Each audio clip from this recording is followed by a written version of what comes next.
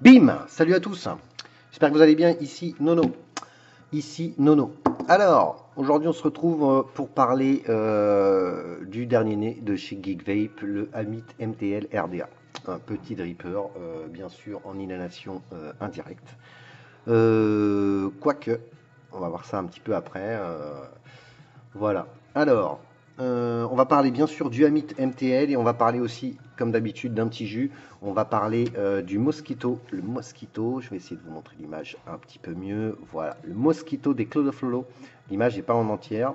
Voilà, on reparlera un petit peu après de ce jus. Je ne vous l'avais pas présenté avant. Je vous expliquerai dans les conclusions pourquoi. Voilà, enfin en attendant, aujourd'hui on va parler de celui-ci, d'accord? Je trouve qu'il va très bien dans ce dripper. Voilà. Alors, hop, petite mise au point. Bon, la boîte, on s'en fout un petit peu, c'est une boîte de chez Geekvape, hein, classique, voilà, CE, bidule, hop là. Amit MTL RDA. Ok. Donc, on va sortir le dripper, on va se mettre ça sur le côté. On va regarder déjà ce qu'on a dans le sachet de spare. Alors, dans le sachet de spare, on a bien sûr le petit tournevis en croix avec deux plats cruciformes. On a un petit pin qui est BF. Voilà, un petit pin BF. On aura deux coils fournis, des vis de poste, un drip tip, des joints. Ici, on a un autre drip tip, version métal avec un petit joint en plus. Voilà. Pas négligeable. La notice, bon, plutôt classique, hein, chez Geekvape, je ne vais pas vous montrer la notice, sinon ça ne sert pas à grand chose que je sois là. Hop, l'important c'est que je vous montre tout ce qu'il y a là-dedans. On va se mettre ça sur le côté et on va regarder un petit peu le bébé. Alors en dessous on a bien sûr, on va essayer de se faire une petite mise au point propre.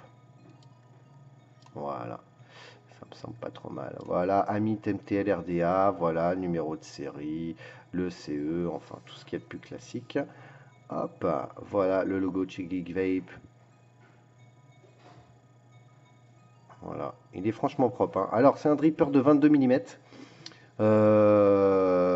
22 mm, il fait 38 mm de hauteur. Ok, bien sûr c'est un monocoil, donc uniquement en single. Pour celui-ci, donc ensuite on va regarder un petit peu. Alors bien sûr là on est sur du 510 classique, hein, donc vous pourrez mettre, j'ai envie de dire, n'importe quel drip type dessus. Celui-ci moi personnellement me convient très bien.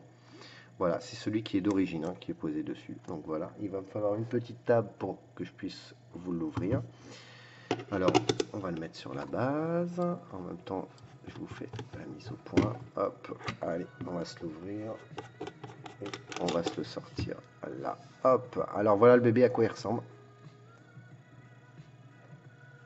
Donc voilà, alors on reprend un petit peu les mêmes caractéristiques que le Amit 22 avec cet airflow en 3D, sauf que là bien entendu il a été conçu pour du MTL. Donc effectivement on voit, alors c'est exactement la même chose, hein. L'usinage est très très propre, on voit bien l'isolateur en pic. Si on vient dévisser le pin, en fait il y a tout qui vient là, boum, vous pouvez enlever l'isolateur, nettoyer. Voilà, on a une cuve qui est relativement franchement haute, ça c'est très très intéressant pour ceux qui vont l'utiliser en BF. Moi je l'ai essayé en BF, ça fonctionne très très très bien. Voilà, tout simplement. Les petites vis cruci, franchement, elles sont bien creuses. Donc ça, c'est aussi très bien. Voilà. Alors, c'est pas fait pour mettre du gros câble, hein, même si effectivement, vous pourrez quand même mettre des petits fuses. Vous allez voir, moi, je vais mettre un petit fuse spécial MTL, là, super fine de chez Geekvape, de chez Vandivape, pardon. Donc voilà, ici on voit bien, on a deux petits joints, franchement, qui font bien le boulot, voire même un petit peu trop. Voilà, quand c'est mis dessus, si on n'est pas sur la box, on a du mal à enlever quand même la cloche. Alors, voilà, n'hésitez pas à mettre un petit peu de liquide sur vos joints. On va regarder un petit peu la cloche. Alors voilà, alors tout ça c'est d'un seul tenant, hein. Voilà, moi j'ai essayé de l'enlever, j'arrive pas à l'enlever. Alors peut-être que je me trompe, hein. Si jamais je me trompe, il y a bien quelqu'un dans la description qui va nous expliquer. Ok. Alors voilà, hop, l'airflow, franchement, il tourne très très bien. Il n'y a rien à dire. Alors on voit bien qu'on a effectivement 5 trous. 5 trous, du plus gros au plus petit. Ok. Donc bah, bien sûr, si vous voulez le plus gros, bah, vous pourrez l'utiliser comme ceci. Voilà, et après on pourra même utiliser les 5 en même temps et voir un tirage très très serré, vraiment, pour une vape vraiment très serrée, hein. Ok, derrière on a un tout petit trou ici qui va vous permettre aussi de faire juste trou par trou. Voilà. Voilà, ça fonctionne très très bien. La bague d'airflow, il n'y a rien à dire dessus, elle tourne très bien. On a une petite retenue qui est voilà. À l'intérieur, on va pouvoir distinguer. Bon, le mien est encore un petit peu humide, hein, désolé. Voilà, on distingue bien qu'on a franchement un joli dôme. L'usinage est très propre. Un petit peu dommage qu'on puisse pas enlever cette partie pour le nettoyage. Bon, voilà, est-ce que vraiment c'est important? Je ne sais pas. Enfin, en attendant, moi j'aime bien tout démonter quand je passe, que ce soit mes drippers ou mes atos au nettoyage. Donc bon, voilà. Ok, voilà les amis. Donc là on a fait le tour, on va se faire un petit montage là-dessus. Hop. Alors à l'intérieur, je vous l'ai pas dit tout à l'heure, à l'intérieur on a, je vais essayer de vous le montrer, il est où? Hop.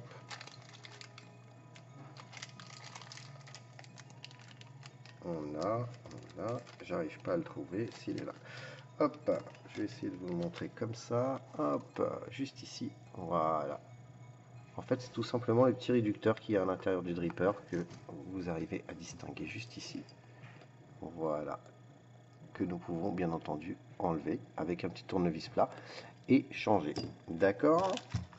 Alors, allez, on remet ça dans la boîte, on va se faire un gros plan et on va spoiler ça avec un petit fuse que j'ai déjà préparé, c'est celui qui était dedans. Hop, voilà. Voilà, donc je vais utiliser ça. C'est un petit fuse Clapton qui est vraiment tout petit, on va vous le montrer. Voilà, il n'est pas très gros, hein. Voilà. Là, vous avez l'impression que c'est du gros câble, mais il est très fin. Très très fin. Voilà. Hop. Allez, une petite tige. Donc je l'ai fait sur un axe de 2,5 et j'ai fait 5 tours. Ok. Alors c'est parti. Alors franchement ça s'installe super bien. Au départ je vous l'avais pas. Je l'avais laissé dessus. Je me suis dit je vais leur montrer quand même le montage. C'est que ça prend quand même. Ça va super vite. Autant vous le montrer. Voilà, puis on n'est pas à l'abri qu'il y ait quand même des gens qui débutent un petit peu. Et du coup c'est quand même bien de pouvoir montrer un petit peu tout ça. Voilà, rien de sorcier. On va reprendre une petite pince coupante pour couper les pattes. Hop. Alors on coupe bien à ras. Voilà, on est pas mal. Voilà ce que ça donne. Hop. Vous voyez. Donc là on est vraiment bien au niveau de l'airflow. Pourquoi? Parce qu'en fait on peut constater qu'on vient vraiment frapper le coil ici. Ok. Donc voilà. On va stabiliser un petit peu tout ça, même si ça a déjà été fait. Hop. Donc là j'ai une raise à 0,51. Ça va pas bouger, hein, vraiment parce que c'est celui que j'utilise.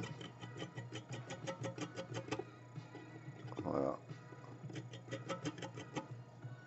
Voilà, c'est parfait.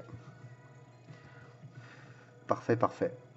Voilà, on va se monter ça avec un petit bout de native. Un petit bout de native Wix, comme d'habitude, hein. Je change pas une équipe qui gagne. Hop. Donc le coton, il n'y a pas besoin, je suis sur un axe de 2,5. Il n'y a pas besoin d'énormément de coton. Voilà. Un petit bout de coton suffira largement. Sachant qu'on est sur un petit dripper MTL, hein. Voilà. Petite retenue. Ça suffit. Hop. Allez. Un petit coup de ciseau. Donc vu que la cuve est relativement grande, vous pouvez couper votre coton un petit peu plus large que d'habitude. D'accord. Voilà. On va enlever le petit surplus qui apparaît ici. Voilà. Donc rien de sorcier. On l'aère un petit peu. Là, je vais pas l'utiliser en BF, donc pour le coup, je vais le mettre sur une petite picot. Hop. On va couper le téléphone pour être tranquille. Boum. Voilà, hop, on va remettre ça dans la cuve. Voilà les amis, on laisse un petit bourrelet sur le dessus. C'est comme ça que j'aime ça. Hop.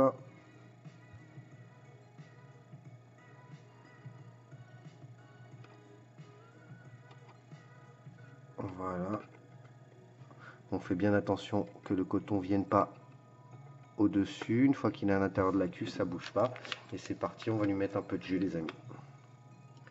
Allez. Donc là, bon, même principe, hein. On abîme son coton, on fait chauffer un petit peu.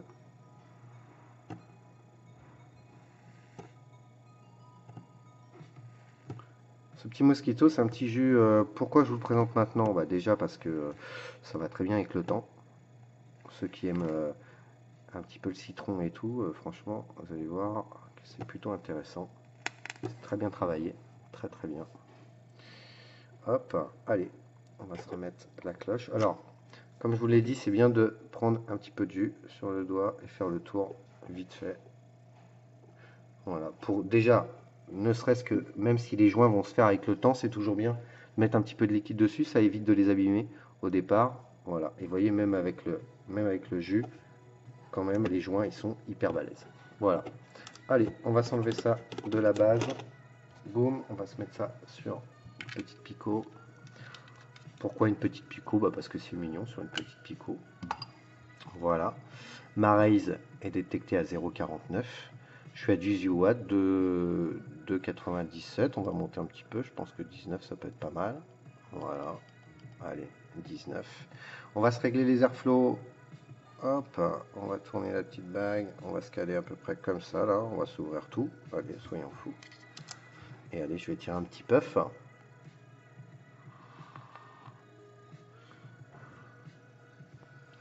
Bah voilà, hein, ça marche super bien les amis. Hein. Hop, on va essayer au plus petit pour voir. Voilà. Donc c'est plutôt pas mal. Ok.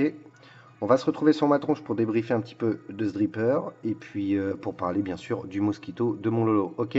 Voilà les amis. Allez, à tout de suite. Bim. Alors voilà le nono. Bon voilà les amis. Hein. Petit setup. Setup, voilà, petit, ça va très bien sur une petite Pico, voilà, 19 watts, ça marche plutôt pas mal. Là j'ai les airflows ouverts pleine balle.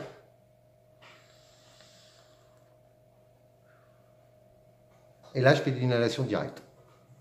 Alors, je vais remettre un peu de jus. D'un point de vue saveur, franchement, ce petit dripper, il a des super saveurs. Faut pas se mentir. Il a vraiment des super saveurs. Moi, je suis vraiment impressionné. Donc déjà, j'adore. Vous savez que j'adore Geek Vape.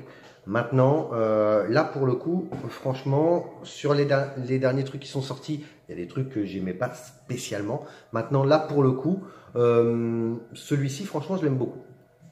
Alors, airflow ouvert pleine balle, bien entendu, inhalation indirecte. Ça marche bien. Maintenant, les airflows ouverts en grand comme ça, franchement, moi, j'arrive à faire de l'inhalation directe. Avec une petite retenue. Voilà, c'est pas dérangeant. On va essayer, on va se fermer ça complètement en laissant juste un trou, le plus petit donc. Voilà, et on va voir un petit peu ce que ça donne. Donc là, on est vraiment sur un tirage hyper serré, vraiment limite, on est vraiment sur un tirage de club, quoi. Pour moi, c'est trop serré. J'ai pas vu vraiment de différence en utilisant le petit trou en fait qui est sur la bague d'airflow. J'ai pas vu vraiment de différence. Je pense que ça permet vraiment de régler trou par trou. Voilà. Mais ça marche plutôt bien. Moi personnellement, je l'utilise les airflows ouverts pleine balle, ce qui est complètement logique puisque ma vape n'est pas du tout d'inhalation indirecte. Je suis plutôt en inhalation directe, comme vous le savez. Maintenant, je pense que même en laissant 3 trous comme ça, voilà, c'est déjà bien. Et là, on arrive déjà à faire de l'inhalation vraiment directe. Hein. Avec plus de retenue, certes. Maintenant, effectivement, c'est quand même mieux avec les airflows, pour moi, hein, pour ma vape, c'est mieux avec les airflows ouverts vraiment à fond. Et là, franchement, on a une qualité de vape qui est vraiment géniale. Et des saveurs vraiment impressionnantes. On n'a pas un volume de vapeur qui est hyper puissant. C'est pas fait pour faire des gros nuages. Ok, c'est vraiment pour moi un petit dripper saveur qui fonctionne très très bien en single. Donc franchement, c'est vraiment génial. Et puis du coup, bah, MTL, ceux qui sont fans du MTL, franchement, vous pouvez vous jeter dessus. Ça vaut pas cher ça, hein. Ça vaut dans les 20 balles, franchement, et ça fonctionne à merveille. C'est vraiment très très agréable. Donc voilà, je pense qu'on a fait le tour de ce petit Amit. Je pense que je vous ai tout dit. Si j'ai oublié des choses dans les commentaires, il y en a bien qui vont me reprendre de toute façon. Hein, je me comprends. Donc voilà les amis, ok. Voilà, voilà. Alors, maintenant, on va se parler un petit peu de ce petit mosquito. Là, je vous le montre, mais bien entendu, vous aurez une petite image sur la vidéo, comme d'habitude. Voilà, si je vous le montre dans le bon sens, c'est quand même mieux, même si l'image reste floue. Voilà. Un petit mosquito, donc ça, c'est tout simplement un petit mojito à la Lolo. Ok. Donc, pourquoi je ne l'ai pas présenté au moment de sa sortie? Parce que moi, le batch que j'avais eu, je l'avais commandé, le batch que j'avais eu, c'était le batch où effectivement il y avait un petit souci, les arômes se mélangeaient mal. Dayenvap avait renvoyé à tout le monde, bien entendu, tous ceux qui avaient eu ce souci, effectivement, avait renvoyé effectivement le concentré nickel. Moi personnellement, j'en avais repris un. Je l'avais laissé un peu stiper, j'avais pas spécialement aimé, et c'est mon ami Franck, merci Franck, qui m'avait dit Nono, laisse-le et à passer 45 jours, je suis sûr que ça va être ta vape. Et ben voilà. Alors moi je l'ai fait le 4 février 2018, donc autant vous dire que celui-là il est bien stipé. 20%, 1,5 de nicotine. Et là effectivement c'est ma vape et c'est très agréable en cette saison. Ok. Alors la description, bah, c'est tout simplement un mojito à la sauce Cloud of Lolo. Ok. Je vais vous dire exactement ce que moi je ressens. Ok.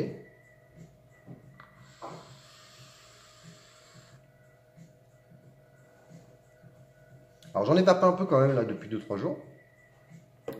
Principalement sur ce petit Amit. Ce qu'on ressent tout de suite, c'est vraiment le citron vert. On a vraiment le citron vert tout de suite en bouche. Alors, on a le citron vert, mais on n'a pas l'acidité du citron vert. Ou alors une très légère acidité. Parce qu'on a une petite pointe sucrée qui vient agrémenter ce jus. Qui vient adoucir pour moi l'acidité de ce liquide. D'accord? Maintenant, on a une menthe, mais on n'a ni une menthe chlorophylle, ni une menthe polaire, ni un truc très frais. On a une menthe fraîche. On a des feuilles de menthe. Voilà, comme les feuilles de menthe en fait. Un truc plutôt léger, très agréable à la vape.